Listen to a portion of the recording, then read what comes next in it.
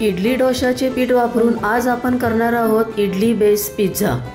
अतिशय पौष्टिक हा पिझ्झा होतो आणि लहान मुलांना कशाला मोठ्यांना सुद्धा नक्की आवडेल। खूप साऱ्या भाज्या घालून आपण हा पिझ्झा केलेला आहे।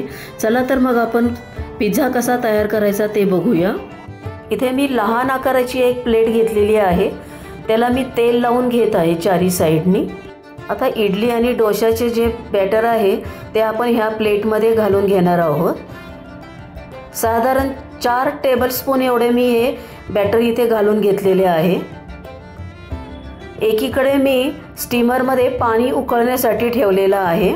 जेव्हा ही प्लेट आपण स्टीमरमध्ये ठेवणार आहोत तेव्हा पाणी हे उकळलेलं असलं पाहिजे। आता ही प्लेट आपण ह्या स्टीमरमध्ये ठेवून घेणार आहोत आणि एक 10 ते 15 मिनिटं ह्याला आपण वाफ काढून घेणार आहोत। आता एका पॅनमध्ये मी 2 ते 2.5 टेबलस्पून बटर घेतलेलं आहे। ही भाजी आपण बटरमध्ये करून घेणार आहोत।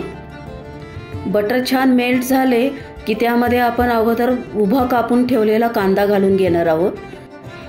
कांदा छान आपण एकजीव करून घेणार आहोत। एखाद मिनिटभर आपण हा कांदा यामध्ये परतून घेणार आहोत। कांदा थोडासा परतून झाला की त्यामध्ये आपण 1 टेबलस्पून आले लसूण पेस्ट घालून घेणार आहोत। आलं लसूण पेस्ट छान एकजीव करून घेतले की उभे कापून घेतलेली सिमला मिरची घालून घेणार आहोत आपण। सिमला मिरची एखाद मिनिटभर आपण फक्त परतून घेणार आहोत। इथं ह्या सगळ्या भाज्या आपण खूप मऊ परतून नाही घेणार आहोत। भाजीचा थोडासा क्रंच आपल्याला पाहिजे आहे।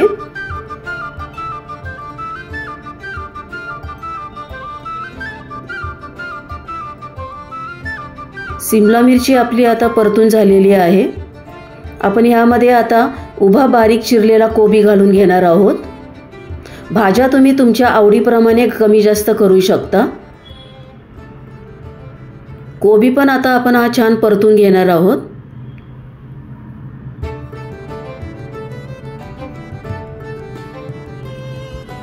हिरवी मिरची, आलं लसूण ह्याची पेस्ट करून घेतलेली आहे ती इथं घातली आहे।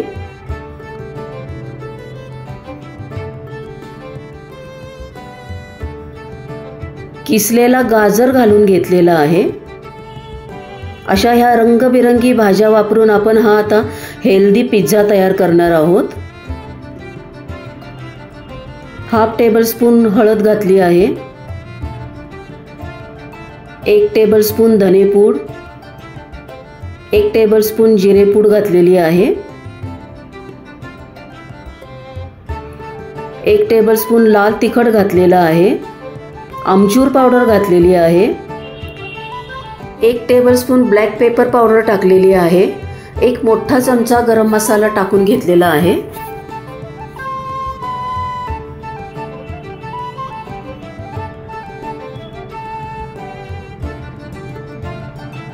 चवीपुरते मीठ घालून घेणार आहोत। हे छान आपण आता भाज्यांमध्ये एकजीव करून घेणार आहोत।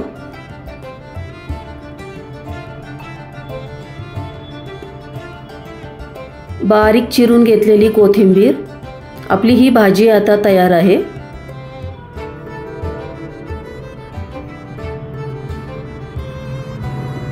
आता इकडे आपण बघूया स्टीमरमध्ये आपले इडलीचा बेस तयार झालेला आहे का। इडली बेस पण आपला तयार झालेला आहे, तो आपण आता काढून घेऊया।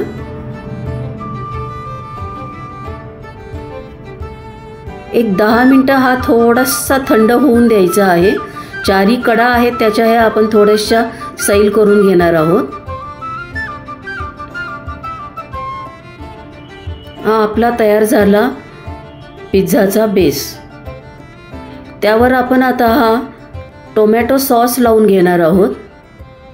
टोमॅटो सॉसमुळे ह्याची टेस्ट एकदम चटपटीत अशी लागते।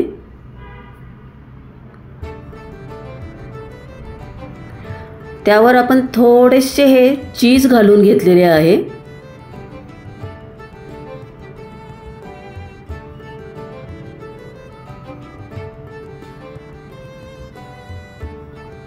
आपण जी भाजी करून घेतलेली आहे ती यावर आता घालून घेणार आहोत। वरून थोडीशी बारीक चिरलेली कोथिंबीर, तर तयार आहे आपला अतिशय सुंदर दिसणारा पण चवीला त्यापेक्षाही छान लागणारा पौष्टिक असा इडली बेस पिझ्झा।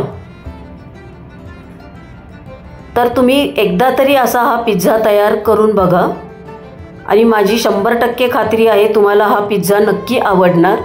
आणि ही रेसिपी तुम्ही ट्राय केली तर मला न विसरता कमेंट करून सांगा तुम्हाला ही रेसिपी कशी वाटली।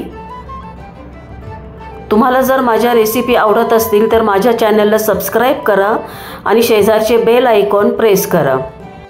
आपल्या मित्र परिवारांमध्ये ही आपली रेसिपी शेअर करा। धन्यवाद।